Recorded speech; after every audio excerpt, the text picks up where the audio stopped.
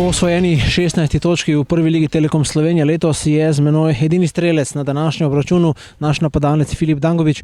Filip, reprezentančni premor nas ni zaustavil, tako kot smo končali obdobje pred njim, smo odprli tudi novo poglavje po reprezentančnem premoru. Zmaga proti Aluminiju, zdaj zmaga v Domžalah. Pa da, mislim da smo nastavili tamo gdje smo stali prije reprezentantne pauze.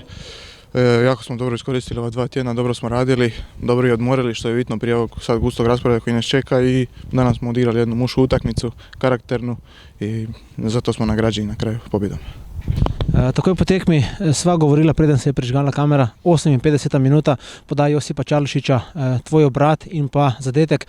Dejal si mi, tole so najslajši obračuni, ko napadalcu ne gre tako, kot si sam želi, pa je tisti mož odločitve, doseže zadetek in ekipa pride do zmage. Pa da, mislim da što se tiče neke kvalitete igre, osobno danas nisam bio na nekoj ekstremnoj razini, ali to je to kod napadača, najbitnije je golovi i najbitnije da na taj način pomaže svojoj ekipi. Mislim da sam danas to ostvario, na taj način doprinio ekipi i pobjedi, i zato sam sretan i zbog sebe i zbog ekipe. Prekrasna podaja Josipa Čalušića.